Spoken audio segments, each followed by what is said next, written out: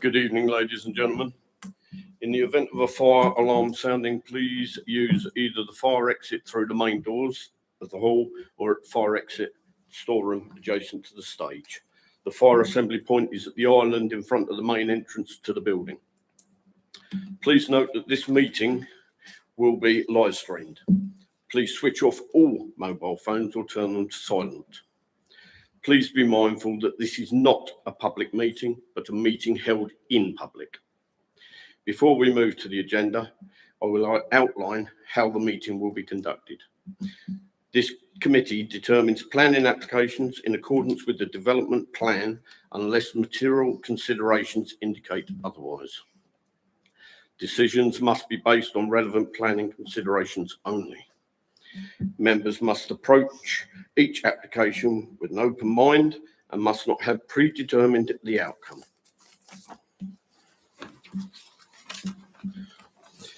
I will ask at this point, if it's possible, please, for the residents and people not to interrupt officers and councillors when they're speaking. Please show them the respect that they deserve. Thank you. Item 1, apologies for absence. I have apologies from Councillor Myers, Councillor Eves, Councillor Turner, Councillor Brewer and Councillor Linden. I have substitutes of Councillor Williams, Councillor Booth, Councillor Hughes and Councillor Newport. Do I have any others? No, thank you. Item 2, to receive declarations of interest. Are there any declarations of interest? Okay, thank you. None. Item 3, items referred from weekly list. There are no items referred from the weekly list. Item 4, Land East of Victory Lane, Rochford, Essex. Katie, you'll present the report, please. Thank you. This application is for outline planning permission for residential development of up to 300 dwellings. All matters are reserved except access to the site. This means that matters relating to detailed layout within the site, the appearance and scale of dwellings and landscaping, matters that would be considered in a later reserved matters application, which would follow if outline planning permission were granted. The site is approximately 10.7 hectares in area and approximately rectangular in shape. The site extends north from Braes Lane, which runs along the site's southern boundary here. Existing residential properties border the site's western boundary along this side here and the site's southern boundary. There is sporadic development immediately north of the site and a cluster of low density development beyond the southeastern corner. The site is largely undeveloped agricultural land. There are trees within and adjacent to the site which are in the main found close to the site boundaries. This land use parameter plan shows the areas of the site where residential development is proposed in the beige colour and areas which would form strategic landscaping shown green. The development parcels would be served by a new vehicular access provided by a fourth arm to the existing roundabout on Braes Lane to the south. Officers are satisfied that this parameter plan would provide a suitable framework for future detailed layout plans to be developed. The precise scale of buildings within the site is not for consideration at this stage. However, this parameter plan would provide a framework for detailed design and includes an indication of areas where buildings would be up to 2-storey, that's in the yellow, and areas where they would be up to 3-storey, shown in orange. In principle, it is considered that the scale of development proposed would be appropriate given the context of the site.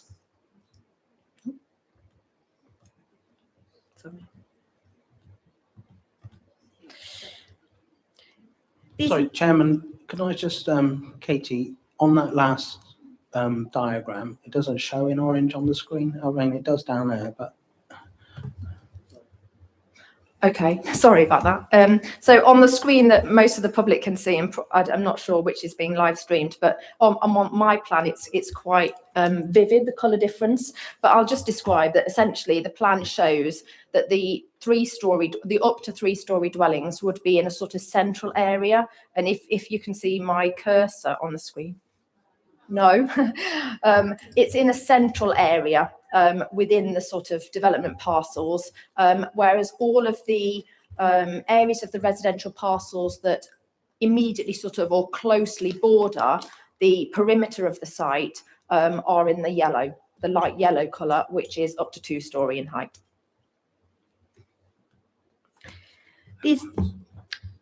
These indicative site sections indicate in principle the scale of buildings proposed, which is not dissimilar to the existing housing development opposite the site to the southern side of Braes Lane. This master plan is not for approval at this outline stage, but has been submitted to indicate how a more detailed scheme may be laid out. 4 attenuation basins, they are shown in sort of a very light blue colour on the plan on the screen, show the strategic landscaping areas of the site, and this is consistent with the draft surface water drainage strategy that has been submitted. The surface water from the development parcels would drain into these basins before outfalling to an existing ditch on the southern boundary at a controlled discharge rate. The lead local flood authority are satisfied that surface water would be appropriately dealt with at the site, and the site is at low risk of flooding from rivers and the sea. The proposal is therefore considered acceptable with regard to flood risk. The attenuation basins would be designed to serve a dual purpose, also as open green space for use by future residents. These indicative site sections indicate how the basins could be used and landscaped, including with planting, to achieve this dual purpose. Play space would also be delivered within the open green space at the site. And in addition to play space for younger children, a financial contribution would be secured to deliver new or improvements to youth facilities in the locality. Ashenden Parish Council have aspirations to deliver such improvements at the nearby King George's playing field, which this contribution could help deliver. This plan shows the proposed vehicular access to the site, which would be a 4th arm of the existing roundabout. A new pedestrian crossing of Braes Lane would be provided to the west of the existing roundabout. The Highways Authority have confirmed that these works in the highway could be delivered. The Highway Authority have reviewed the transport assessment submitted with the application, which models the impact of traffic arising from the development on the local highway network.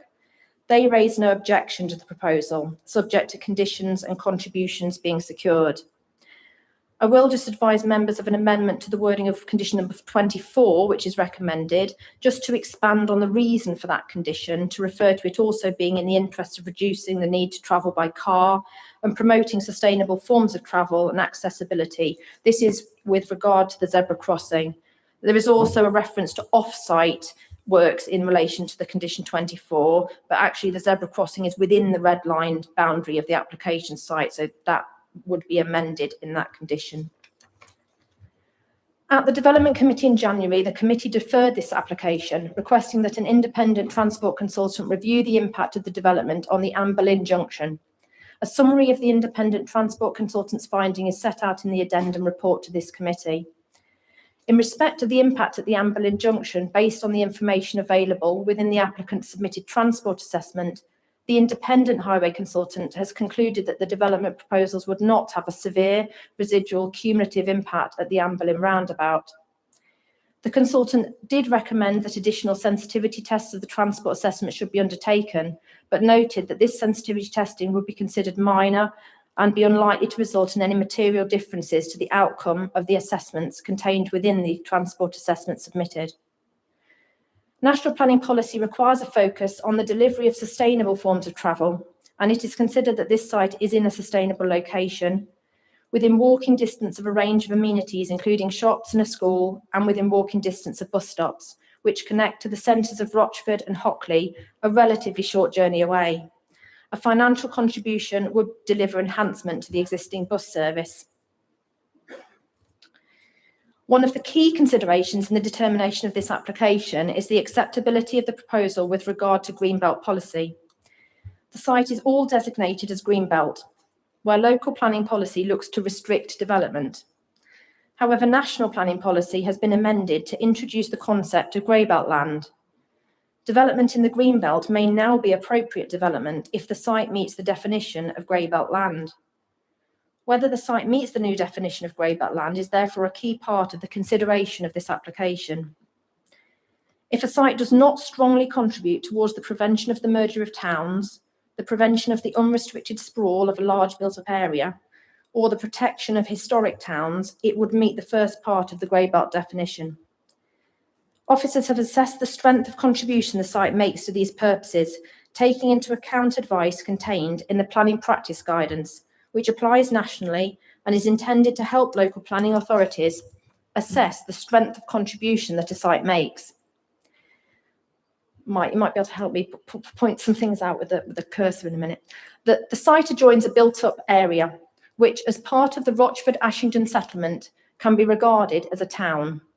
However, there is no town to the east of the site. The site does not therefore contribute strongly to the prevention of the merger of towns. The proposed development would result in the sprawl of the settlement of Rochford-Ashington, as it proposes large-scale housing development on the edge of the town into existing open countryside. However, national planning policy requires the local planning authority to consider how strongly the site contributes towards the prevention of unrestricted urban sprawl.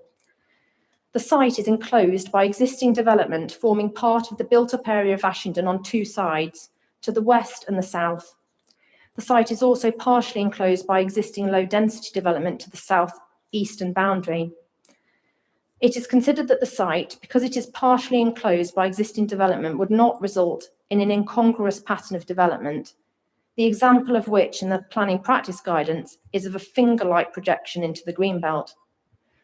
The proposed development here would not extend beyond the easternmost extent of the existing built-up residential settlement on Braes Lane to the south. For these reasons, having applied the advice in the planning practice guidance, the site is not considered to strongly contribute towards the prevention of urban sprawl.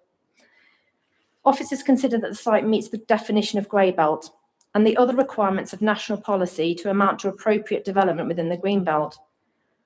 Whilst the local plan-making process is the best approach to ensuring a strategic approach to the delivery of new development and the opportunity for the council to identify the land it considers the most appropriate for future housing, the position the council finds itself in is that the council do not have a 5-year housing land supply, and this application for development has been submitted and must be determined. It would not be reasonable to refuse planning permission on the grounds of prematurity, as the local plan is not at an advanced stage, and therefore very little weight can be attached to it in the decision-making on this application. Although the proposed development would conflict with the council's adopted development plan, it is considered that national planning policy indicates that this proposal would be appropriate development within the green belt. And as the council cannot demonstrate a 5-year housing land supply, national planning policy requires that the council apply the tilted balance. This means there is a presumption in favour of granting planning permission unless adverse impacts of doing so would significantly and demonstrably outweigh the benefits. It is considered that significant weight should be attached to the fact that this development would deliver housing in the district, including 50% affordable housing. There is no objection from statutory consultees. It is considered that the adverse impacts arising from the development would not significantly and demonstrably outweigh the benefits. The applicant has now lodged an appeal against the council's non-determination of this application, such that the council can no longer determine it. Given that the recommendation would have been one of approval, subject to the stated conditions and legal agreement, it is recommended that the committee resolve to notify the planning inspectorate that the council would have been minded to approve. Thank you, Chair. Thank you, Katie. I have one public speaker for this item. That's Ashley Harrison. If you'd like to come up, sir. I will allow you 5 minutes. I will let you know when you have 1 minute left, sir.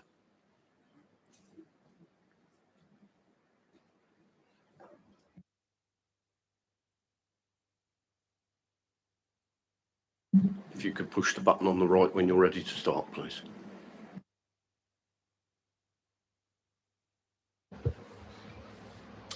Chairman, members of the committee, thank you for allowing me to speak on behalf of residents to ask the committee to refuse this application. You may be told that the previous reasons for deferral have now been resolved. I do not believe the evidence supports that all have. My central point is this: the applicant has not demonstrated that this is a sustainable development in a sustainable location, therefore failing the Grey Belt test, and there remains no acceptable impact on highway safety. Much of the applicant's case relies on mitigation which must be specific, evidence-based, deliverable and effective. financial contributions or aspirations to change behaviour are not enough. The proposal would permanently lose Grade 3A best and most versatile agricultural land. The applicant's own assessment identifies 60% of the site as a Grade 3, closer to 2/3 than just over half that the officer describes it. This is a finite national resource and its irreversible loss should not be dismissed lightly when other lower quality land may be available. The walking times to local facilities are from the site entrance, significantly closer than the north of the development, which may be longer. The small co-op and Golden Cross car park cannot cope with capacity at present, with cars blocking Ashton Road, queuing at various times. Londis is also closing, causing more strain. An extra 700 residents cannot be accommodated here. It is unsustainable. I'm told we are not traffic experts and the traffic assessment is robust. However, this may be in part due to the modelling showing a road flare geometry that accommodates more vehicles than it actually does until the give-way line, and queuing vehicles move slowly nearer to the junction, which don't seem to count as queuing vehicles as they are not stationary. When we know ourselves, and the Regulation 18 local plan agrees, that congestion goes back down Sutton Road almost to the RDC boundary. How is this explained?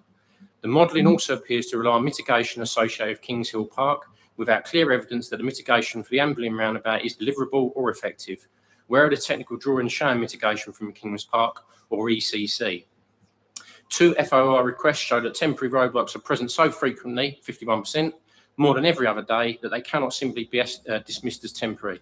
For residents, this is part of the real baseline condition, and guidance says that local circumstances must not be overlooked.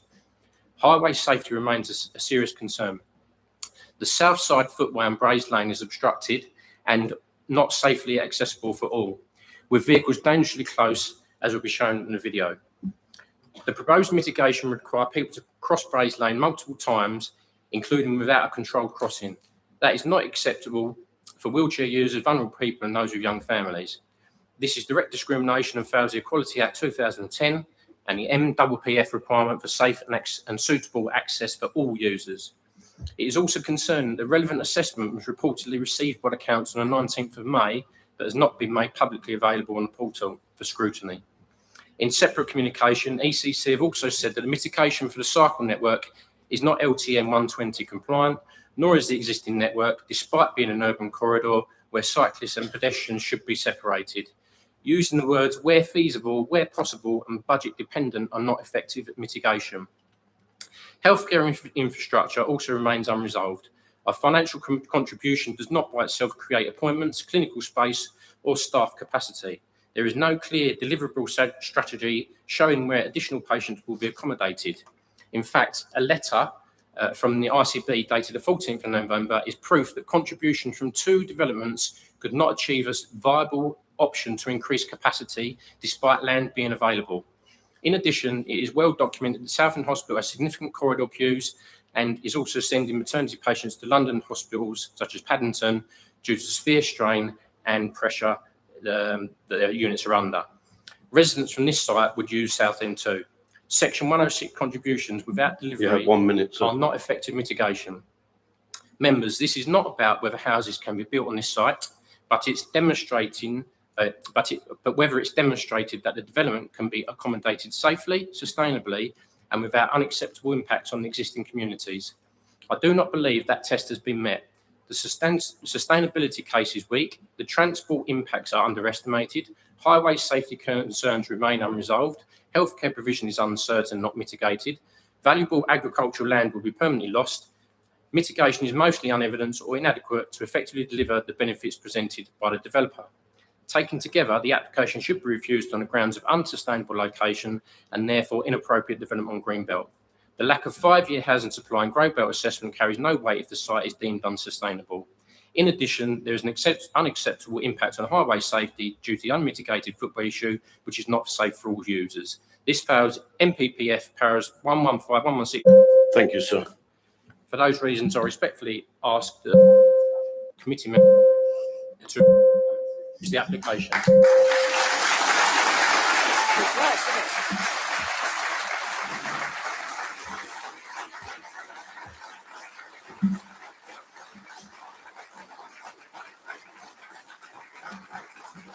Thank you. I have ward members wishing to speak. Councillor Carter, if you'd like to come up, please. I'll allow you 5 minutes and I'll let you know when you have 1 minute left. Thank you.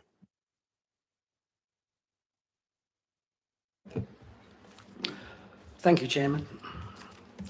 As a ward councillor for Hockley and Ashington for almost 20 years, I would like to thank the committee for allowing me to speak on behalf of the many residents who opposed this application. I have listened carefully to the concerns raised by residents and have read the detailed objections submitted. Those objections include concerns regarding overdevelopment, highway impacts, flooding, pressure of local infrastructure and services, and the continued erosion of valuable countryside.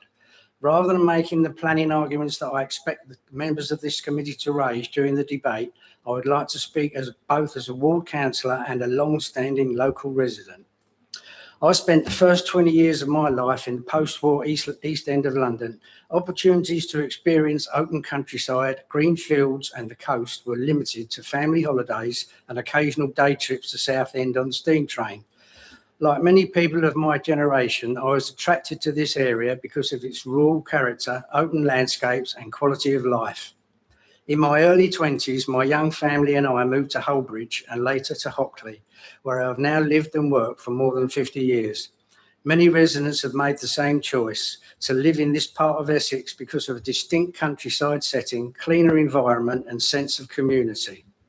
Of course, we recognise that new housing is needed and that growth must take place. However, development must be sustainable, proportionate and supported by the necessary infrastructure. The key question before this committee is not whether houses are needed, but whether this is the right development in the right location. Residents are increasingly concerned about the cumulative impact of development across Hockley and Ashington. Our local road network, much of which consists of rural roads and country lanes, is already under significant pressure. Ashington Road in particular experiences severe congestion for extended periods throughout the day, not simply during traditional peak times. The potential impact on highway safety and traffic conditions is therefore a material planning consideration. Residents are concerned that additional vehicle movements generated by this development would place further strain on an already constrained network to the detriment of road users, pedestrians and local communities. Flood risk is another significant concern.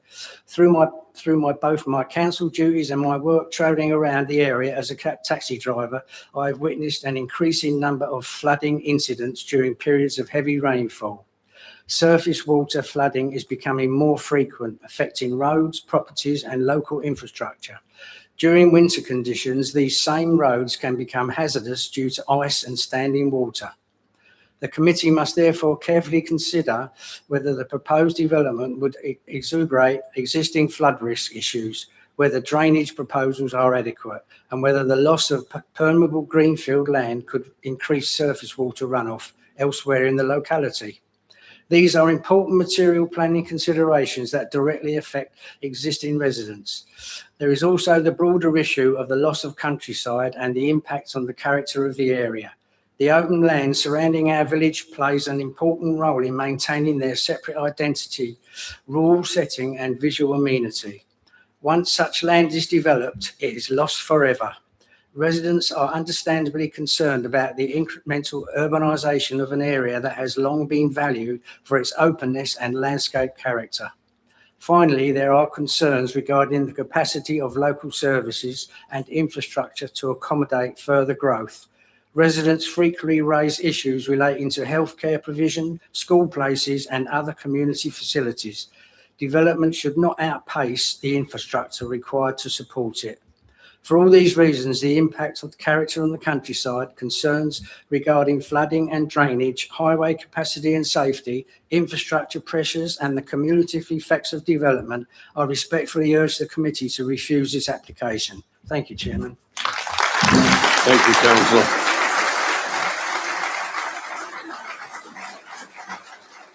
I have one visiting member to speak, Councillor Belton. If you'd like to come up, please. Again, 5 minutes, Councillor, and I'll let you know when you have one left.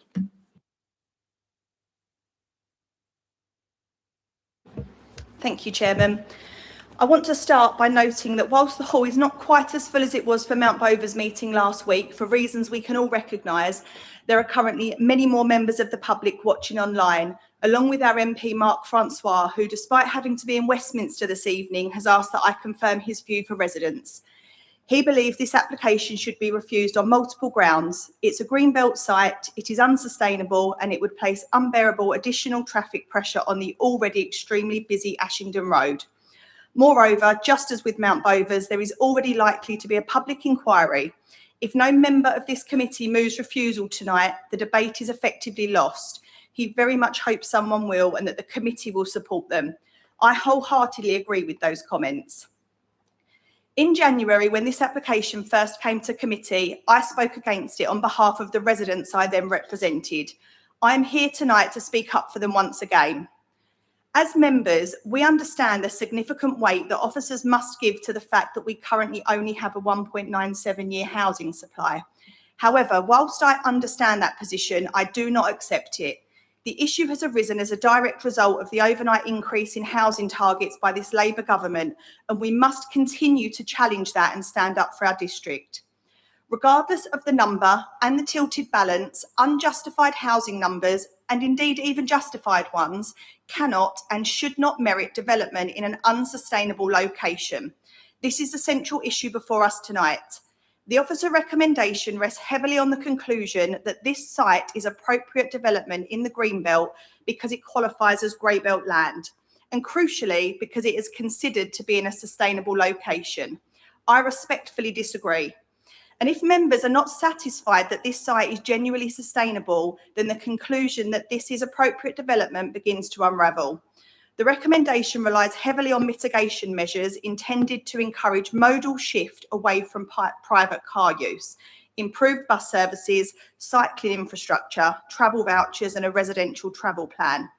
Councillor Adrian Eves explained very clearly last week, while these ambitions for our district are commendable, they simply will not happen, as has been demonstrated by over 20 years of failed schemes and undelivered ideas.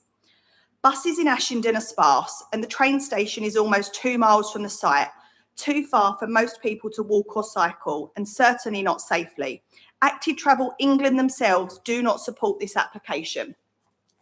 The evidence suggests private car resilience in the area is increasing, not decreasing. Residents know this because they live it every day. That brings me to what I consider the most serious issue, highway safety. Officers conclude that the safe and suitable access for all users can be achieved, but I struggle to see how that conclusion can be reached. Even with the proposed zebra crossing, pedestrians travelling towards Rochford face a fundamental problem. There's no continuous safe footway. The route remains problematic for wheelchair users, mobility scooters, parents with pushchairs and elderly residents. A route requiring vulnerable users to cross the same road multiple times in a short distance cannot seriously be described as safe and suitable access for all. In my view, that directly conflicts with the national planning policy. Traffic pressures are also a major concern. Residents already experience severe congestion on Ashington Road and surrounding junctions. The concern is not simply this development in isolation, but the cumulative impact. Each application may claim only a limited additional impact, but residents do not experience developments individually.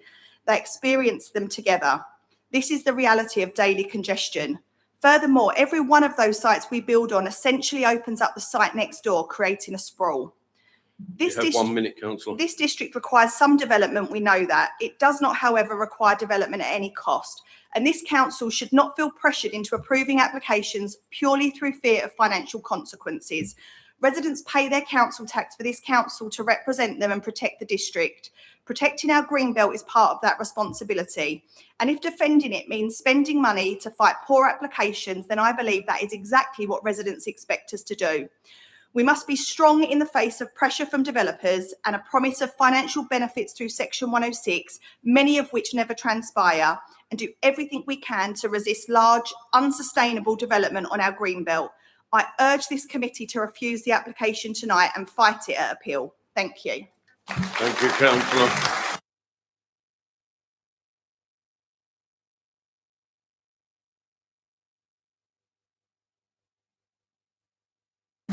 Thank you. Councillor Hookway, please. Thank you, Chairman. I've got a few questions for the officers, and so I might wish to come back later on once they've answered those. I'd like to ask the officers with regard to the deferred items about the KC assessment. I'm presuming that his opinion or the individual's opinion was relating to the original report that was considered in January of this year. Is that correct? Yes. Right, thank you. And it's been mentioned in relation to the crossing or the multiple crossings as been highlighted, and that this might be considered not sustainable in relation to disabled vulnerable people and stuff like that, and it may even be considered a breach of the Equalities Act 2010, and therefore that would then have an impact on the NPPF as well. Has there been any consideration of that matter? Yes. So in terms of equalities impact assessment in the Equalities Act, there is a requirement for the council or officers to prepare an equality impact report, essentially looking at how this development might impact on certain people with certain protected characteristics differently. You know, would there be any greater impact on certain groups of people or not?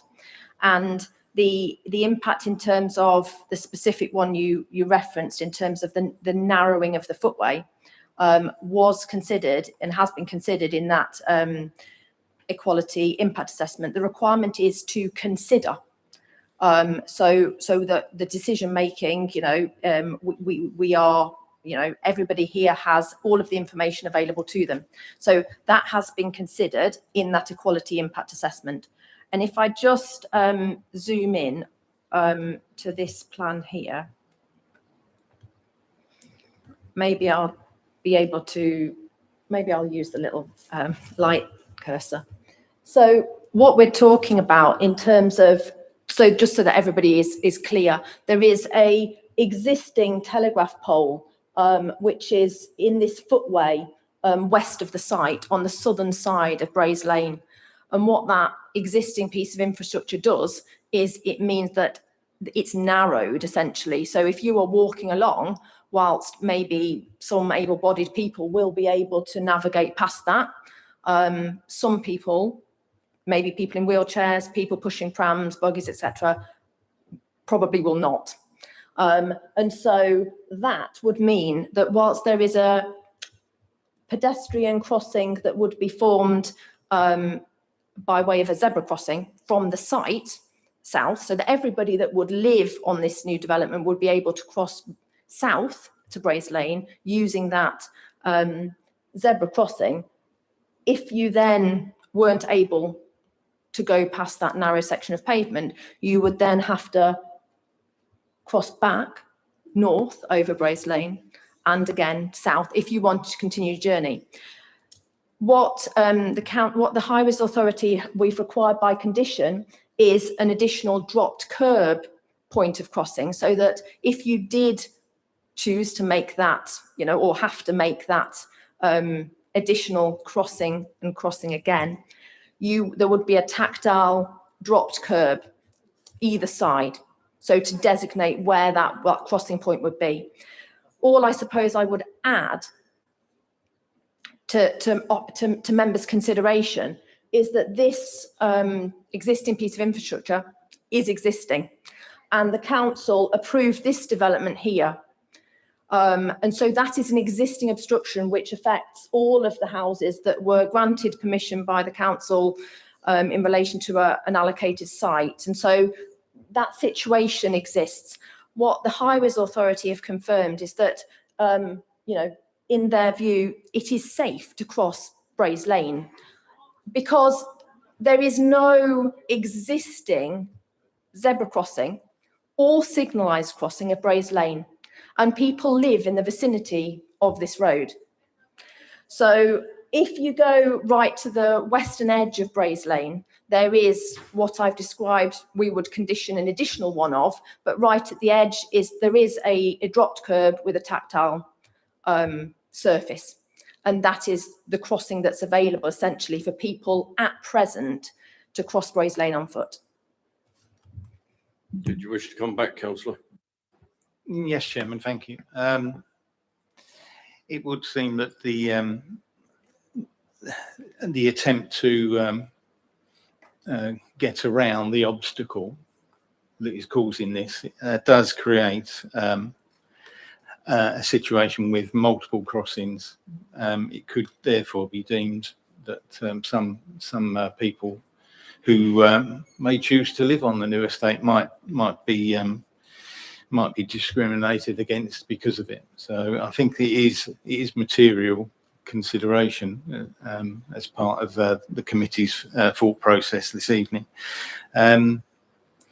Another question relates to the. It was mentioned in the report that as part of the traffic assessment, that there was a number of road network improvements that are in the pipeline for maybe due to contributions from sites that are already in the process of being developed. So just wondered if it's possible to enlighten people about what might possibly be improved along the Ashton Road in respect of existing development contributions.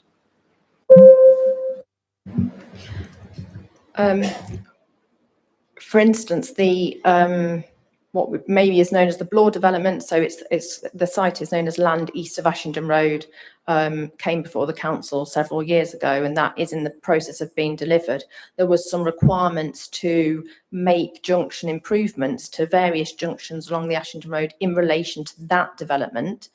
I don't have plans to show you the details of those in front of me because they are not being required, in relation to the application we're looking at this evening. Further afield, I think you referred to contributions. I do know that some developments are essentially the County Council Highway Authority are pooling contributions from developments to eventually make some sort of, wider improvements to some junctions in the sort of wider locality as well. But I don't have any plans to show you, the detail of that. Yeah, thank you, Chairman. Allow me to come back again. Yes, the reason why I mentioned it because it was a part of the traffic assessment. So again, it's another matter which is material to the application. So it's unfortunate we don't have any more details about what might be improved along this particular congested arterial road. That's all I've got for the moment. Thank you. Councillor Williams, please. Thank you, Chairman. By definition, this report is objective. From our point of view, I guess it's subjective. Members, beyond the loss of vital green belt, the proposed pedestrian access for this site poses a direct safety risk. The sole access point leads to a proposed crossing on Braes Lane. Previously, Councillor Steptoe and myself held negotiations with ECC, Essex County Council Highways, regarding a Blore Holmes Section 106 crossing. At this point, Highways refused it, stating the numerous drop curves and road junctions made a crossing entirely unsafe. I ask what has changed since that ruling. Additionally, the current footpaths are too narrow. Existing telegraph poles block the path, meaning wheelchairs, mobility scooters, pushchairs must enter the roads to pass. With Braes Lane serving as a main heavy freight route to Baltic Wharf, forcing vulnerable pedestrians into the path of loaded HGVs is a recipe for disaster. I ask, what is the mitigation plan for this? I understand, and I only found out recently, that the KES school, which is has access, the vehicular access is on that same roundabout are looking at having a public consultation regarding changing their hours. So that means that on the Ashington Road, there will be 5 schools turning out at 3 o'clock, making it totally inaccessible. So those questions, please, then, Chairman. Thank you. Katie. Yeah, thank you. Councillor, we are being told from Essex County Council as officers that a zebra crossing is achievable, and the County Council have recommended a condition to require it to be delivered. So I'm afraid I can't give you any more than that, because we've asked the question of them, and that is the answer we have back. In terms of the mitigation for the narrow pavement, I think I've probably explained that to some extent. It exists, you know, we are aware that there is an existing section of the southern, the pavement on the southern side of Braes Lane, which has an existing piece of infrastructure in the pavement, which narrows it. And there is no mitigation, you know, proposed or that the Highways Authority are recommending could be delivered to, for instance, make that wider. You know, I have had discussions with them about, is it possible to move that piece of infrastructure? It's difficult because of the existing housing that's very close. Their boundaries are very close. Building out into the road is sometimes an option in terms, but I'm told that the only solution essentially is to recognise, whilst I appreciate that it is not ideal, that there is an that there is the ability for people to cross and cross again, but if that would, and we recognise that, perhaps disproportionately affect certain groups of people. And I can only make the point I've already made again, which is there are existing residents in that locality that maybe, you know, also find that difficult now, and, you know, manage to cross Braes Lane in the manner they do. In relation to your last point about the secondary school it's just south of the site changing their hours, sorry for clarification, but are you talking about then a lot more pedestrians being in that area, or are you more concerned with vehicle movements associated with that? Buses would come into that roundabout, and yeah, there will be more pedestrians there. And as you can see, I think one of the pictures on the report shows that telegraph pole blocking the footpath. Yes, so yeah, I mean, I have a specific photograph if you do want me to show it, but it does, the telegraph pole does cause that pavement to be narrowed. Could we show that pole, do you think, please? Yes, I'll find that. And Katie, it might be better to show the gentleman's video, because it's on that. it is, but I've got a photo if you want it. It's got tape measure on it as well, Okay. so I don't mind. Ladies and gentlemen, please show respect for the officers and the members. Thank you. I will dig out that photo in a second. But in relation to your other point about the school, the applicant, and I know you sort of might be disappointed to hear, but the applicant, when they submit an application, can only deal with the committed development and the known changes that are going to happen, essentially. So I know that other things might happen that might have impact on the traffic in the local highway and that network, but I guess there has to be a line drawn, and transport assessments require the developer to consider their own development and how that will impact on the vehicle movements on the local highway network, and committed development, essentially development that benefits from planning permission. Thank you. I do accept that, but the consultation, and it's only a consultation at the moment, but time will tell. Thank you very much. Councillor Constable, please. Thank you, Mr. Chairman. I am a ward councillor in this area, and I live on the Ashington Road. This is an area I walk on a very regular basis. I walk round the field and I walk round back along Braes Lane to access Ashington Road. Now, if you was approaching this site from the bus stop that is on the Ashington Road, there is no footpath adjacent to the site. So people walking along there will probably walk in the road to access the site, which is extremely dangerous. That's human nature. It's going to happen. Otherwise, they've got to cross the road to use the crossing to access the site. If you're approaching the site from Golden Cross Shops and you've got a pushchair, you're going to have to cross the road 3 times. That is not acceptable at all. As was already said, the crossing, as sort of the Highways Authority said it's okay, but as Councillor Williams said, this crossing, when it was applied for before from Essex Highways, they were told there is no suitable place. There is no pedestrian access to the Ashington Road from this site through any other site or through Canewdon View Road. The post office in the town is going to be closed.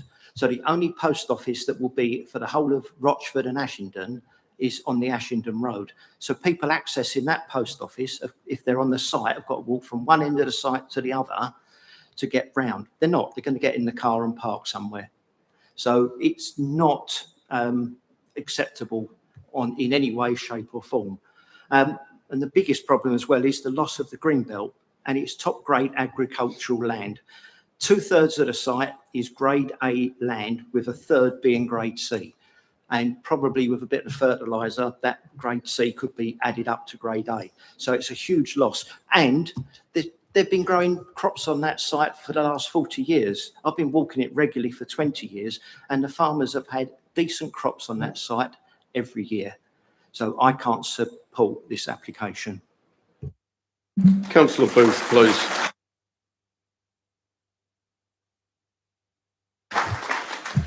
Thank you very much, Chair. For the first time attending a development committee, I am slightly surprised at the amount of information I've had to get clear in my mind with about a week's notice for a semi-judicial process tonight. So I'd just like to make that point. I'm sure any barrister or judge or inspector leading the inquiry would have far longer than many of the councillors have had here this evening. For clarification, has Bellway been given the opportunity to speak tonight? I think they're aware that they are allowed, there is the ability for them to register to speak. Yes, they're aware. I'm sure one shouldn't read too much into the fact they've chosen not to take up that right this evening. Also, for clarification, I noticed that the Vice Chair isn't here this evening. Can I just ask for clarification why the Vice Chair of this committee? Could that go to the Chair? I was notified that he wouldn't be here because he has interests, and it's pecuniary interests. Okay, that's probably very wise on his part. Exactly. Because we wouldn't want anything to justify what might happen tonight. But I would like to come to the main report and seek some clarification, particularly around page 68 of Southend Airport 2.120. I understand that the first stage has been cleared, but Southend Airport are still holding an objection. So at what point do we have that holding objection? Does that not become relevant to this committee to decide? Chair. So I know there is a lot of information for members to digest in relation to this application, but if I can just draw members' attention to, so there's an addendum report, which is the addendum report, which has been prepared since the January committee, addresses largely the 3 reasons for which the application was deferred in January, and at page bear with me.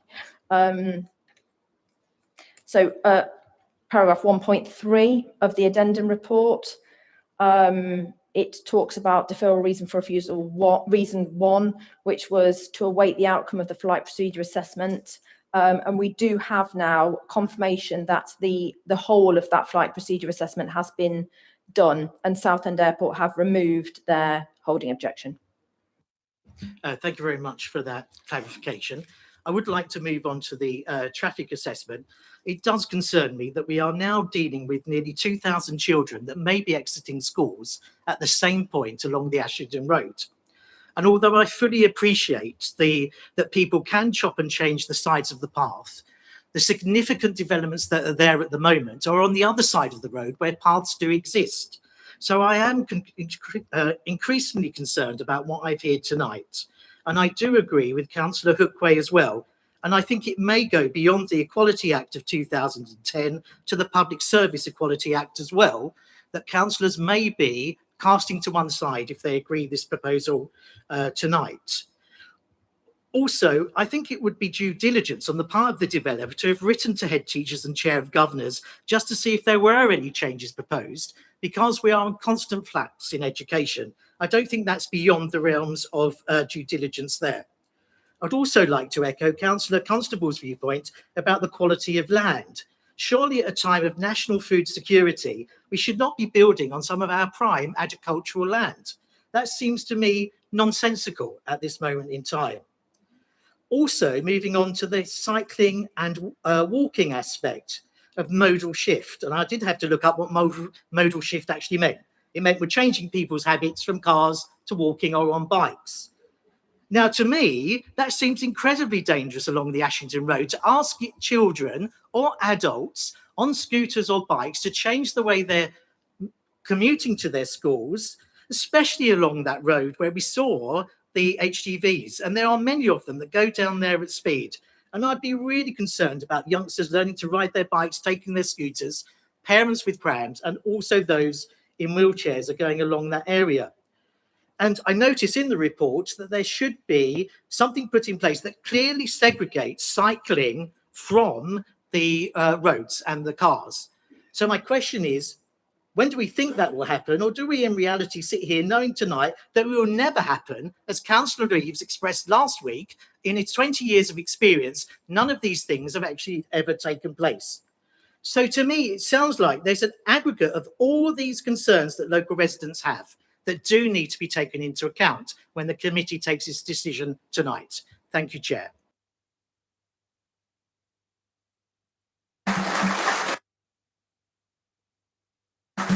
Katie, would you like to show that photo, please? Yeah, just can I just show this photograph? This is what Councillor Williams requested.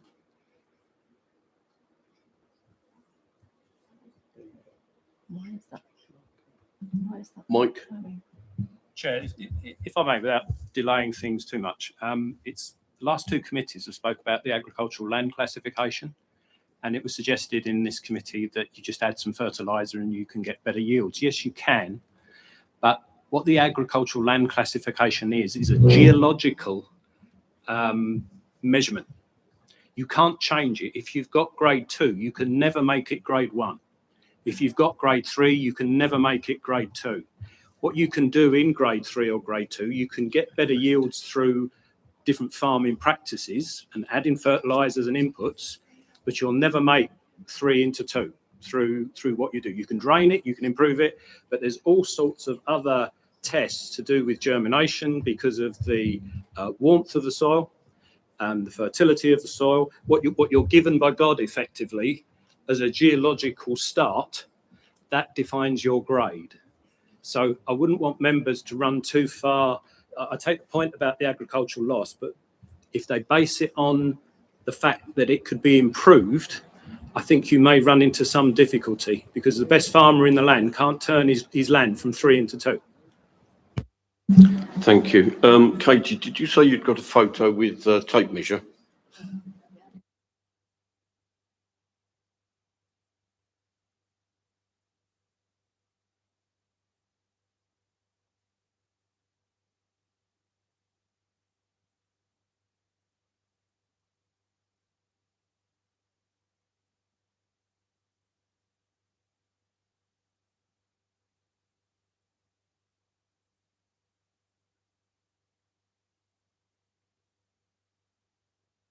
$20 I believe that is, or 21 if you want to slip off the curb. Councillor Efti, please. Thank you, Chairman. Having considered the officer's report, I draw particular attention to pages 38, paragraph 2.7. National planning policy identifies that inappropriate development is by definition harmful to the green belt and should not be approved except in very special circumstances. Development within the green belt is considered inappropriate unless it falls within one of the exceptions identified. It also concludes that the proposal meets the golden rule set out in paragraphs 156 and 157 of the NPPF.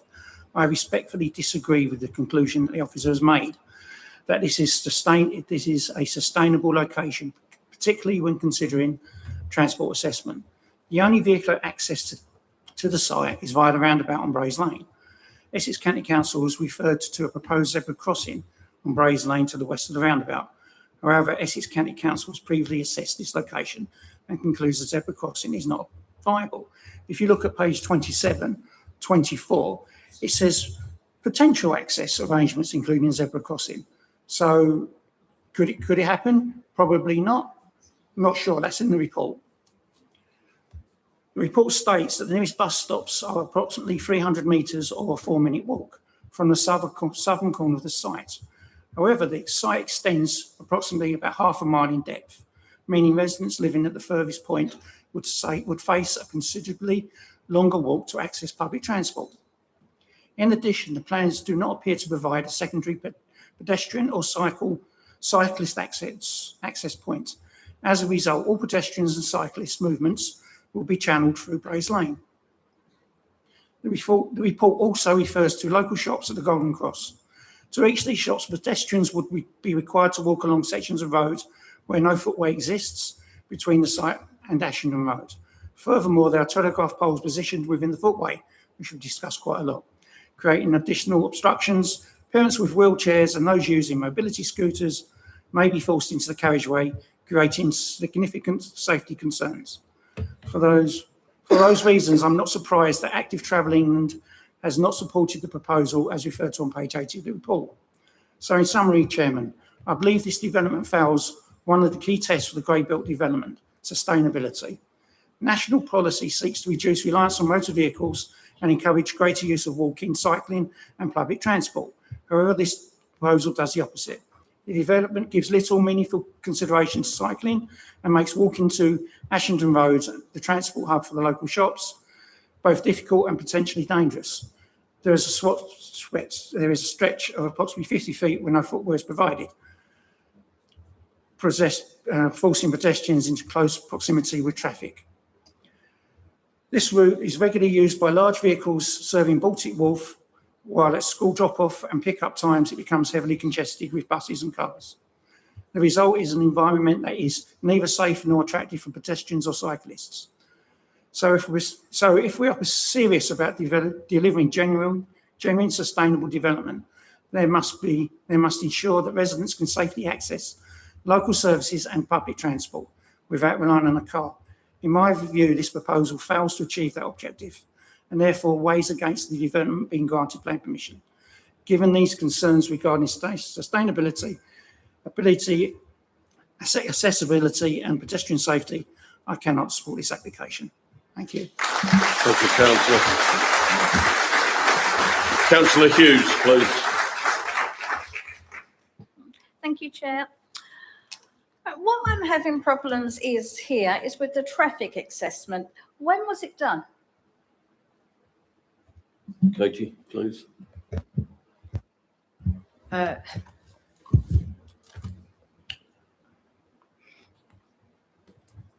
time of day was that done? Sorry, time of day.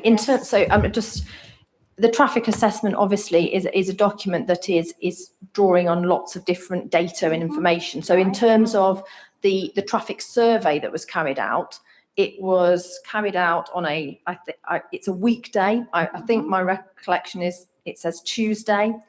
Right. The independent transport consultant actually refers to this in their review of the transport assessment that was asked for, and they are satisfied that it was at a time of day and an appropriate month, an appropriate weekday. That means that it wouldn't be skewed, in terms of it's not a Saturday and it's not on a school holiday, that sort of thing. Well, I have to actually disagree with that. Being a licensed driver, I'm a driving instructor. All I ever do is seem to be sitting in traffic with my pupils, and it doesn't matter what time of day. Weekdays, when you've got the coaches coming in and out, the traffic's heavier there. So I'd like to know, was this sort of done early hours in the morning when there was hardly any traffic around? No, again, if I had 5 minutes, I can probably tell you exactly sort of the times it was done between.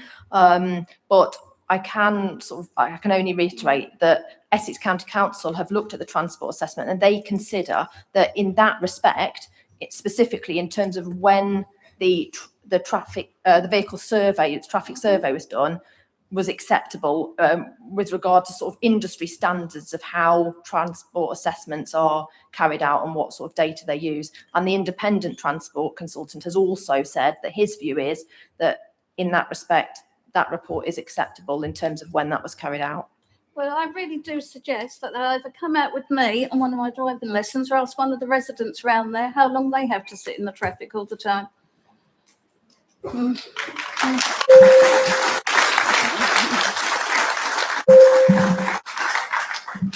Thank you, councillor. Thank you. The one thing I'd like to ask is why in the traffic part of this document does it talk about Southend Road, Sutton Road and the Amber Lynn junction? We have 4 junctions before then, i.e. Rectory Road, Daly's Road, Bradley Way, Hall Road. Why have these not been included within that traffic assessment? And if you go the other way, obviously you've got the bottom of Ashington Hill. In the original, or in the transport assessment that the applicant has submitted, all of those junctions prior to the Amber Lynn have been assessed. So it was only that the remit of the independent transport consultant, as a result of members' deferral for that matter in the January committee, was sort of narrowed down to asking them to consider whether the conclusions were, robust, could they be relied on specifically in respect of just the Amber Lynn. But the applicant's transport assessment has considered those other junctions on the way to getting to the Amber Lynn. Thank you. Councillor Newport, please. Thank you, Chairman. Chairman, my first question is a matter of procedure. We heard earlier from the ward member and a visiting member who raised some points in their speeches. Are officers going to answer any of those, or I've not sat on development for some time, so I just would like to know if officers are going to address those points they made in their speeches to the committee. Katie, is it something you wish to do? Because normally it's only members that are on the committee that get there. I'm quite happy if you wish to. Usually we would just sort of answer questions that are sort of directed at us. So that's fine. I didn't want them to be wasting their time. So I've got a few questions, but before that, I'm just going to express my real disappointment yet again that we've got no members of Essex Highways here to answer the questions. Members have all sat around here tonight talking about transport assessments and all those highways issues, expecting our officers here, who aren't the statutory consultees. I personally have requested that highways officers attend through the director of place, being told that she cannot compel them to turn up, and to address that to Essex County councillors. We have a number here tonight. Again, these residents pay their wages, those officers' wages, yet we do not see highways turn up and answer these important questions. And that is letting our residents down. So I'll move on to, I've just got 3 questions. So referring to the Development Committee addendum from January, the addendum confirms that Ashington Road, West Street, Hall Road Junction already operates above the theoretical capacity at peak times. Are our officers able to explain what increase in queuing and delay is predicted from the development, and why Essex Highways concluded that adding traffic from 300 dwellings does not result in severe cumulative impact? So that's my first question. Do you want me just to ask the 3? Yeah. Braes Lane, with the Ardent Consulting, their response to the consultee response, the applicant states that the attenuation basins are essentially drainage infrastructure, cannot reasonably be relocated, and could be made usable through future detailed design. Can our officers confirm how much of the advertised public open space is genuinely usable recreation space, excluding the attenuation basin and drainage infrastructure?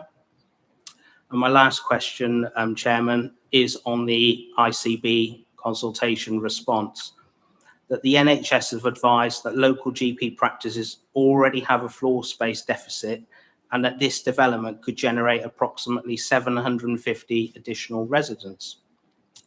What evidence demonstrates that the proposed healthcare contribution will create actual healthcare capacity rather than just providing funding, which we know sits in the bank for years and never gets spent?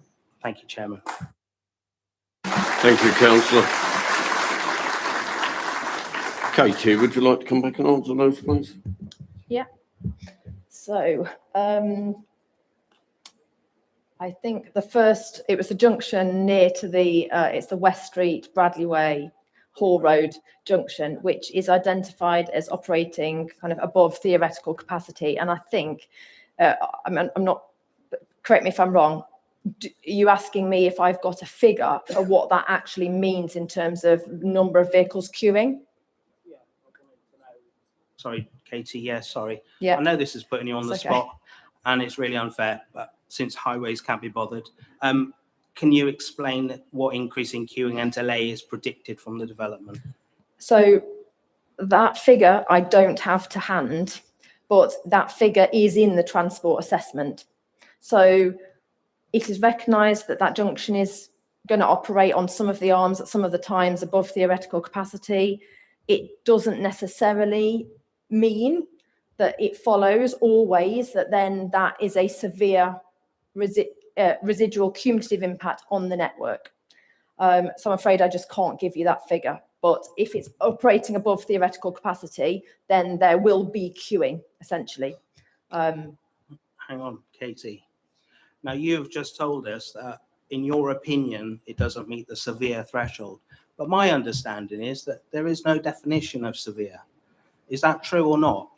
Sorry, I don't want to mislead you. All I was saying is it doesn't always follow. It is not always the case that if a junction is found to operate above theoretical capacity, that would always be into the severe residual cumulative impact territory.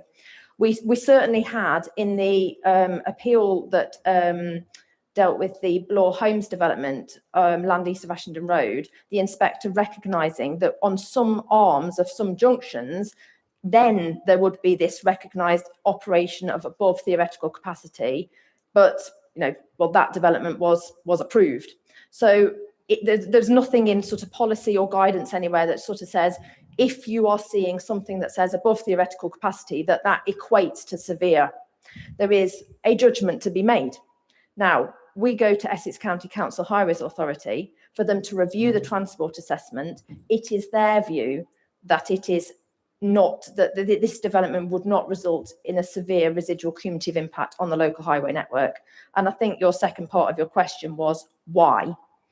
And, I am not the highways officer. Highways and transport impacts is not my specialism. And so we rely, and you are expected, I suppose, to rely and give weight to the statutory consultee's response in relation to a planning application. And all I can reiterate is that the conclusion of Essex County Council Highways Officer as the statutory consultee is no severe residual cumulative impact. I should add probably that the independent transport consultant, their overall conclusion is also essentially that, whilst they do recognise that in their view there would be some opportunity for sensitivity testing, they do, in their view, say that probably wouldn't have a material impact on the overall conclusion, which is no severe impact. You had more questions though, so I'll go to those. The drainage infrastructure, In terms of, so I'll just put on the screen, and this is the indicative or illustrative master plan. But you can hopefully see, or might be able to point to the 4 drainage basins. And I think your question was, if you excluded those entirely from the kind of public open space, which is essentially all the other green within that red line site, what is the figure? And I'm sorry, but to hand, I don't have that figure for you. What is recognised is that it is reasonable generally for, you know, some of the open space on a site to be this dual purpose space, as long as, I mean, even if, for instance, the ponds were intended to retain water for a large part of the year. You know, some ponds are detention basins and they're designed to be deep and have water in them a lot of the time. Even those could feature in open space, and we wouldn't necessarily deduct that. I mean, clearly you need some of the open space to be publicly accessible, clearly, but they play a role in terms of providing an environment that is visually attractive, as well as being able to actually physically walk into all of the space. These basins, though, and that's, I showed this plan, which is a cross section essentially through one of them. It is indicative, but it is indicative in the sense that the draft drainage strategy has calculated how the surface water drainage scheme would need to be designed in terms of volume storage. And these are sort of shallow features in the landscape, so would not be intended to retain water all of the time. So officers are sort of accepting that this dual purpose is acceptable in parts of the site. The final question related to local GP practices, and we do have clearly a heads of term for the legal agreement that is a contribution. And I think your concern is, whilst we could secure that contribution, will that actually, you know, translate, you know, at some point, hopefully you'd say in the near future, you know, if the housing were to be, you know, developed, to actually additional floor space or other actual physical things that are done to an existing doctor's surgery or a new one to actually create more capacity. And it is not, you know, the council on the Rochford District Council are not, you know, tasked with providing healthcare capacity. It is the Integrated Care Board. So unfortunately, much like the highway answer I had to give you, we are in their hands in the sense that they are consulted on an application and they do, you know, look at the site, look at all of the data that they have to judge what existing capacity is. And sometimes they might identify that they need land set aside as well. Sometimes it's a financial contribution, and it is then their responsibility to deliver on that. They hold all that information about what the opportunities are to extend practices, create new ones, how they're going to use that money, pool monies together. I'm afraid I can't speak on behalf of them directly now. In my opinion, councillor, if you go back to the Blore site, when the Blore site was agreed in whatever form, there was supposed to be a doctor's surgery there, but the NHS can't afford to do anything with it, which is why it's not. Sorry, Chairman, Yeah, can I please just carry come on. back? And Chairman, you were actually on the council when the Wolseley Park estate, and you indeed chaired, I think, one of the meetings that I was at. And we've seen a failure to deliver infrastructure. And on that basis, Katie's tried her best, but I think we've been let down by the system, but we've been let down by Essex Highways massively. And I won't be supporting this application because I think it compounds the issues that our current residents see, but even residents moving into the area would see. And I think it's just unsustainable. Thank you. Councillor Stanley, please.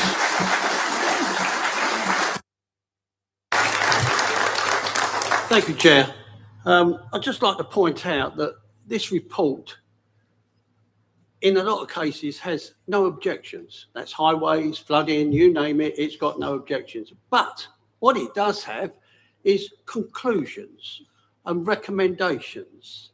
And with that, we look at our historic environment, okay?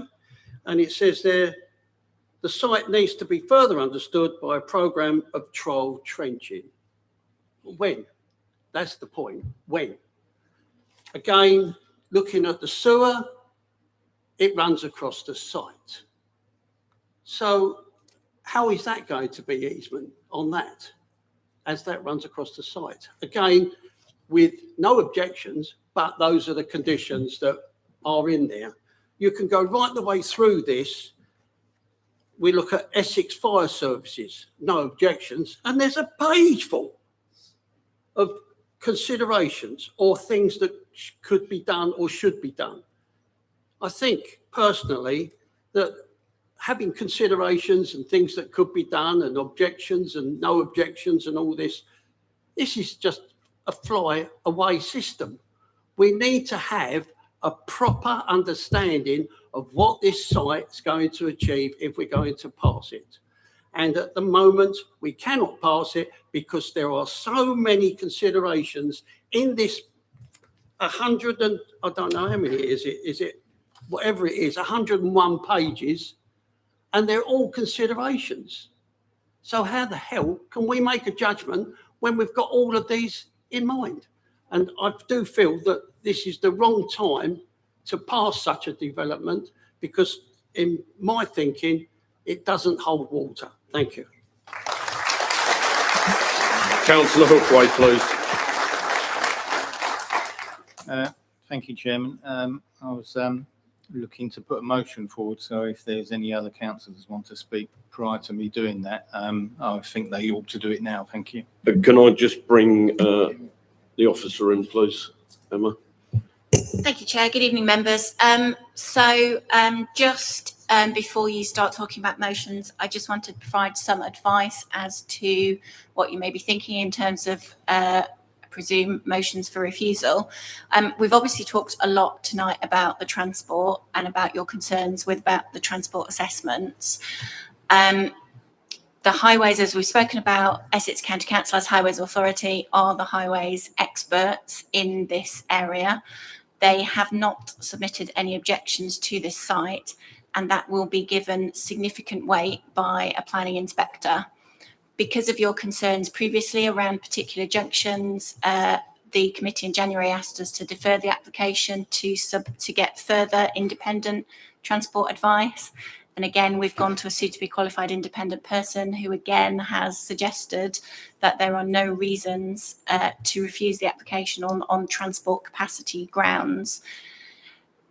It would therefore be for members to prove that those experts are wrong in front of an inspector. And my advice is that is a very difficult argument to make. The inspector will give the Highways Authority's responses significant weight, and therefore it will be my strong recommendation that you would not refuse it on highway capacity grounds. You may wish to look at other grounds. We've talked about safety, and again, Essex County Council will have considered the application in terms of safety, and they do consider that the site is safe and can be safely accommodated, and again, that will have great weight in front of an inspector. The other thing you've spoken about is sustainability. Sustainability is one area where there is more judgment, I would say, in terms of sustainability. Again, in terms of our own recommendation from officers and from the Highways Authority, they consider the site can be considered sustainable. If members have things that they want to attach different weight to in terms of that argument, and particularly in relation to walking and cycling, that is something that you may wish to do. But in your mind, you need to consider whether that reason significantly and demonstrably outweighs the positives associated with the development, given that we are in a tilted balance position, which means that we have to start, as Katie started her presentation, on the basis that a presumption in favour of sustainable development. So those is my guidance at the moment. If there are other things you're looking at, then happy to, across the board, we can provide advice on those as well. I'll come back to you in a moment, Councillor Hookway. Councillor Efty, please. Thank you. Thank you, Chairman. It's just a clarification, really, Katie. On page 51, which bullet point 4, where this talks about person journeys, it says of the total person trips, 25 of these will comprise of train journeys during AM peak. Am I missing that we're going to have a new railway line through there, or do they miss? Or does Essex County Council not know the difference between a bus and a train?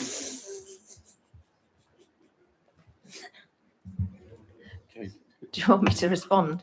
I think Rochford station is, I know somebody pointed out earlier, the distance was exactly, I think, but you know, some people who potentially might live on this site might choose to travel in that way, you know, for their journeys. I'll just come back quickly. If they're on a train, they're completely out of the area. So how do they get from the site to the train? That's the point. So I don't quite understand what they're actually getting to there. Thank you, Councillor Efty. Councillor Ghosh, please. Thank you, Chair, for giving me the opportunity.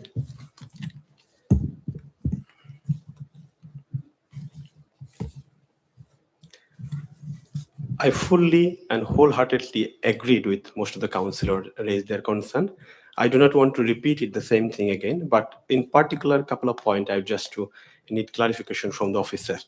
So one of the things I can clearly see from the report that soil testing done and clearly showing that it is a good quality agricultural land. So like 3A, as you said.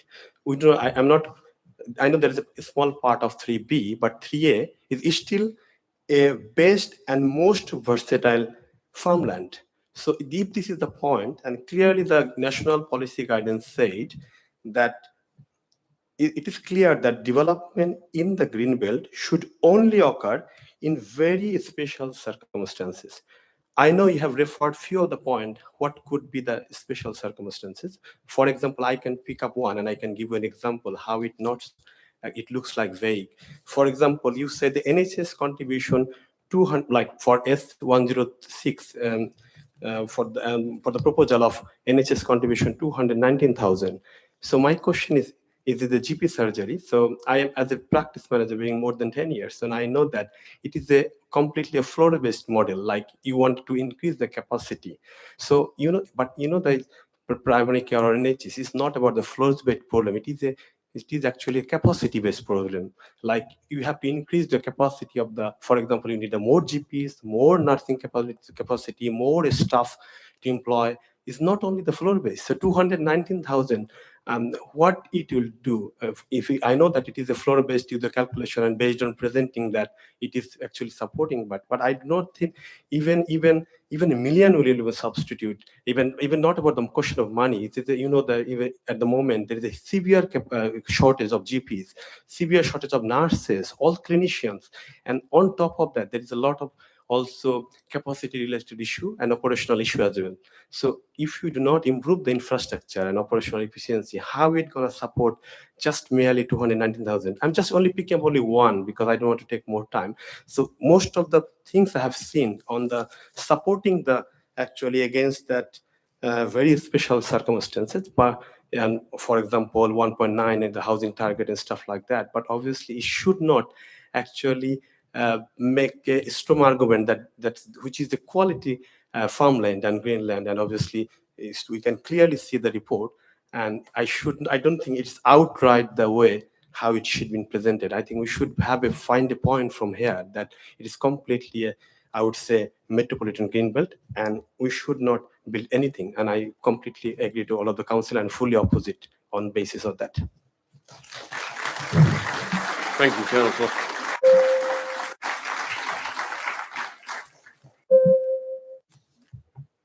Thank you, Chairman.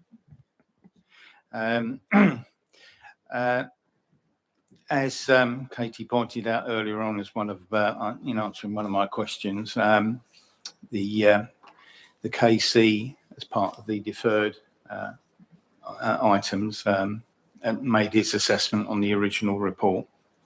But in the original report, there was no land report, which has since been provided and is added to this report that we currently have.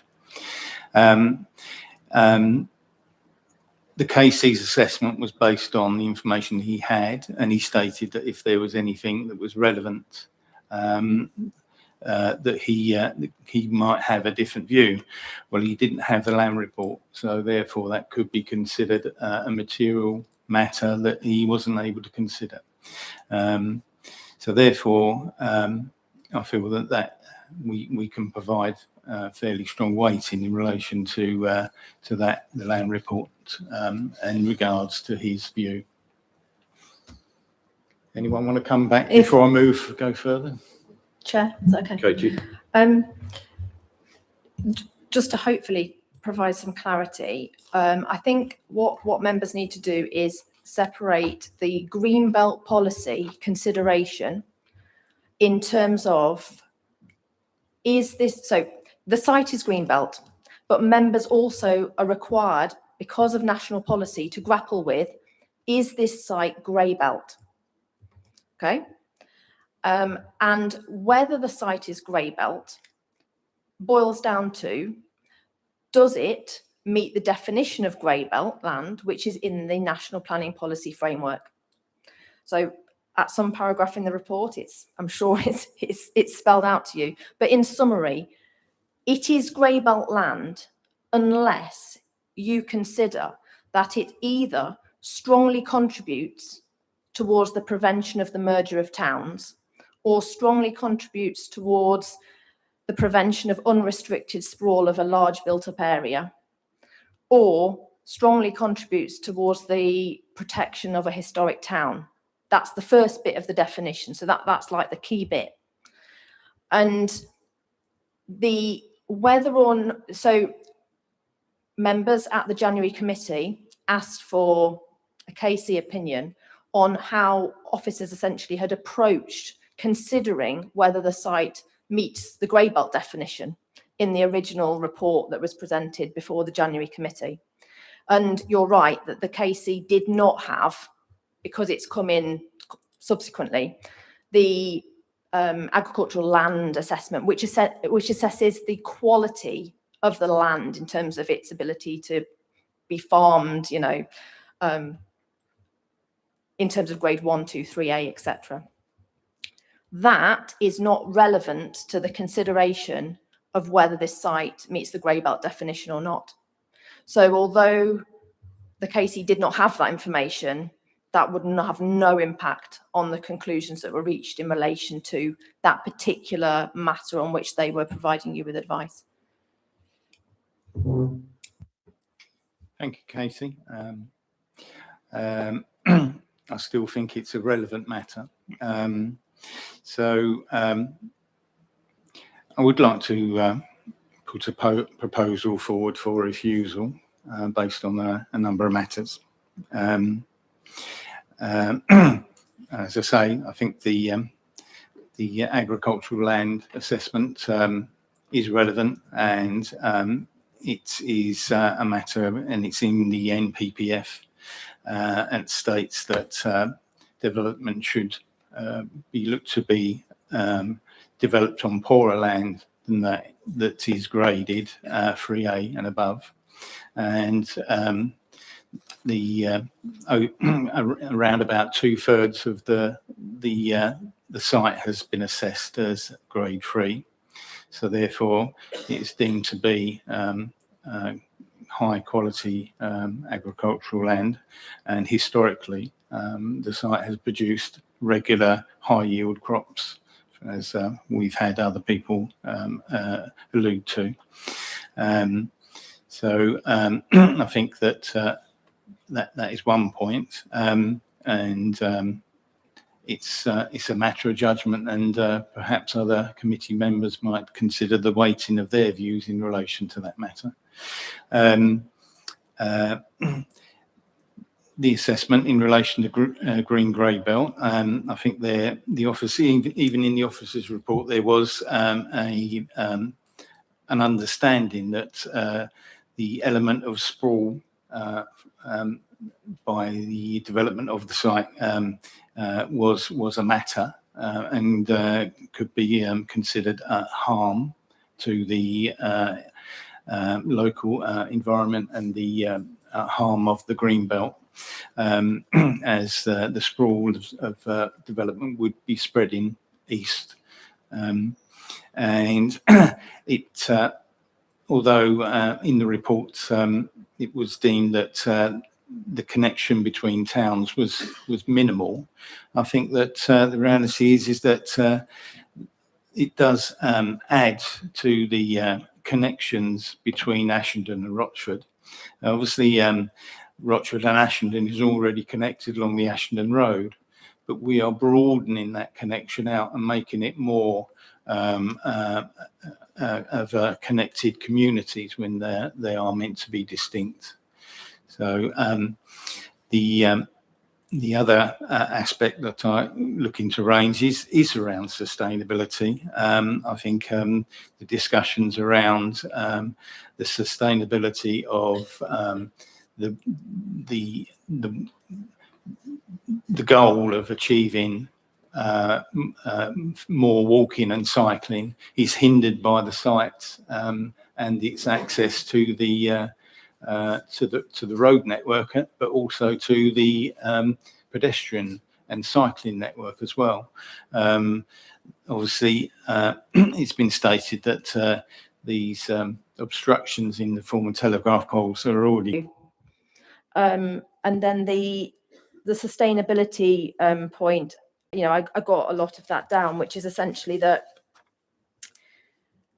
you know, you're sort of acknowledging that policy is talking about giving preference to sustainable forms of travel, cycling, walking, etc.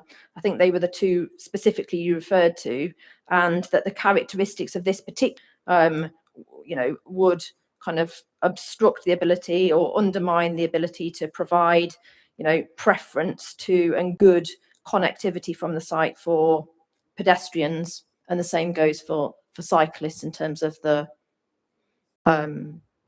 nature of the Ashenden Road and Braes Lane and the nature of traffic that's using those. How attractive are they to cyclists? I think that's what I took down in relation to those reasons. Emma, you wish to come in? Yeah, thank you. So I think so Katie's just taken you through particularly your reasons 1 and 3, which we've talked about, and I think there's definitely wording that we can put to those. I would recommend that you do not pursue the Greenbelt reason for refusal. Better to have 2 good reasons than throw in lots of different reasons. And that's based on the discussion that Katie took you through at the beginning, but also the KC advice that you saw previously. That is a incredibly difficult judgment to make. In our view, that is a very difficult argument for you to make. So my suggestion to the committee would be, if you are looking to move a recommendation for refusal, that you do it on the basis that you consider that the agricultural land has significant weight and you feel that that will impact on the food production, and you consider that has significant weight and outweighs many of the positives around the new housing. And also, as I won't say it again, but as Katie's talked about cycling, walking and the accessibility point around the site, my recommendation would be that you have those 2 reasons for refusal. Can I just say, my name's Stephen Bell, Solicitor at Burkus. I wholeheartedly agree with the comments from your Director of Place with regards to the reasons for refusal. I can see that reason 1 and 3 are the at least defendable of the reasons. I think reason 2, you will expose yourself to a risk of costs. You don't have to have 5, 6, 7 reasons for refusal. 1, 2 is more than adequate. So our advice to you is reason for refusal, or the proposed reasons for refusal, 1 and 3 are at least defendable from an objective point of view of the members of this planning committee. Thank you. Councillor Hookway, you've heard what the officers and the legal advice has said. Are you happy with that advice? Yes, I'm happy with the advice they provided, but I would like to give the opportunity of any other members to, if they want to raise any comments about the items for refusal, if they have any views, if they want to add to it, or have you got a seconder for your motion, Councillor? Councillor Constable. Okay. Can I be clear what that secondary? Sorry. Can I just be clear? Are you accepting the advice? Therefore, the reasons for refusal are reasons 1 and 3, as we've discussed, and therefore, because it's your proposal at the end of the day, then you would have to have a seconder for that proposal. But you will need to be clear that your proposal is amended accordingly so that your seconder is very clear. And then if there's a vote, then everybody's clear what they're voting on. Thank you. Yes, thank you for that. I'm going to currently leave all 3 on the table at this moment. Ask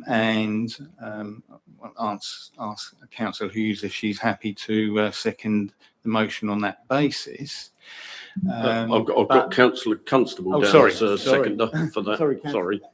If Councillor Constable was happy to second the motion on that basis, I may amend it subject to any other person wishing to speak about it. Councillor Efty. Councillor Hookway picked up on my point, which was going to be about safety. So that's good. Just where it says potential access, I think that should be in there. Why does it say potential? Why is it not definite?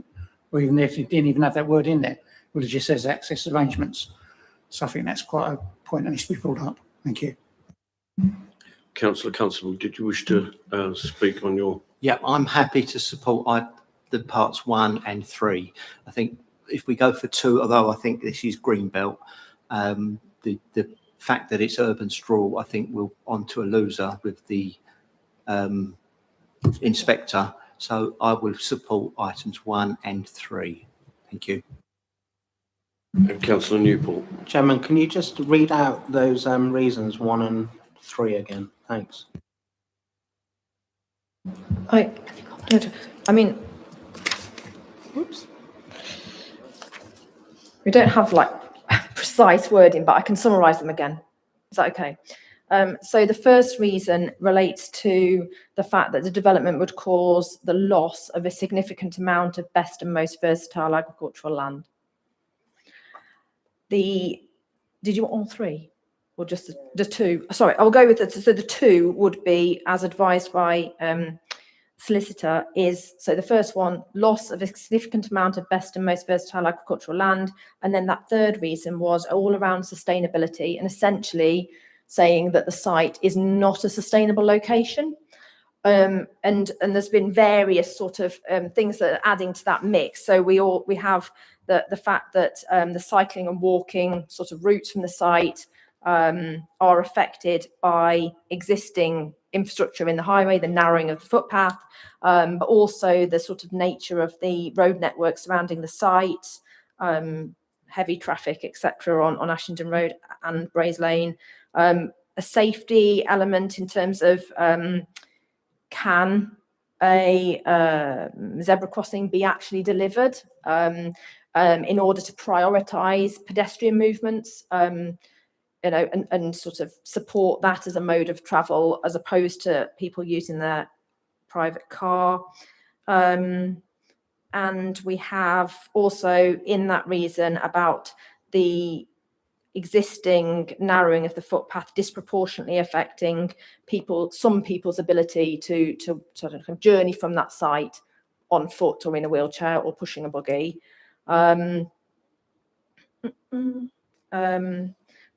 Potentially, I don't know if it was Councillor Hookway that said it, but in terms of the sustainability argument, I know Councillor Efty referred to, also in the mix, given that narrowing of the footway, how accessible are local shops and things like that, bus stops. I think that is is in summary that reason for refusal. And just what I would potentially add is that if you are you saying that the site is not in a sustainable location, then the site would be inappropriate development. You would be essentially saying that the site is inappropriate development in the Greenbelt, because part of paragraph 155, which the officer's report had suggested was the reason why it was appropriate development in the Greenbelt, because it met all of those elements. Part of that requirement is that the site is in a sustainable location, and you're saying it's not. Correct. So it would then follow that you're saying the site is inappropriate development in the Greenbelt, and you would just need to be clear to us, I think, that you are saying that you've considered the benefits, potential benefits of the scheme in terms of housing supply, if you accept that that is a benefit at all. Officers say it is, and you should probably give significant weight to that, but you're saying that those benefits do not amount to very special circumstances for allowing what you've considered to be inappropriate development in the Greenbelt. Yes, my weighting is that the harm outweighs the benefit, and therefore the site is inappropriate development in the Greenbelt. Because of the sustainable location issue. Councillor Newport, you wanted to come back? Yeah, thank you, Chairman. So my understanding of the sustainability reason that you've just read out is based all around highways, essentially. And I would say that we should, as a site to be sustainable, we should also take we should take the healthcare issues as part of that as well, which Councillor Gosh earlier spoke about in section 106, but also the open space quality, because I think we're hinging it all on one particular issue, which is highways. But sustainability is more than just highways. It's about those other services and facilities around. And you know, quite a few of us are experienced here, and we know the dangers in the refusal on highways grounds. So I think that if we brought in healthcare and open spaces, we might as well go for broke with that and put them in as well. If Councillor Hookway and Councillor Gosh would support that. I'll bring Emma in first here, please. Thank you. So my very strong advice would be that you not bring other reasons in to throw them in, because you can lose costs on individual reasons for refusal. In terms of the NHS, I appreciate there are concerns about the NHS and their ability to deliver that. The fact is they are the statutory provider. We haven't given them that sum. They have said that is the sum of money that they want in order to mitigate the impact. An inspector will take that with incredible weight, and therefore I would not recommend that members include that within the within a reason for refusal. And then just on the community open space available on the site, again, as officers, I think we're very comfortable that that does provide a level of open space that's appropriate, together with other open spaces that are available, and the contributions that Katie spoke about in her presentation. So my strong advice is we've got two defendable reasons for refusal in your motion, sort of as it stands at the moment. Our advice is those, just stick to those. Thank you, Emma. Members, I don't see any other members indicating. We have a motion put forward by Councillor Hookway, seconded by Councillor Constable. Sorry, Councillor Hookway, you wish to come back? Yes, just to Councillor Constable was seconding the motion on the basis of items 1 and 3. On that basis, I originally kept the second item on the floor for people to discuss on the basis of the advice given and the fact that Councillor Constable is only seconding the motion on items 1 and 3. I will amend my motion so that it includes just those two. Thank you. Okay, thank you, members. We got the motion for refusal in front of us, seconded by Councillor Constable. Those in favour of refusal, please indicate.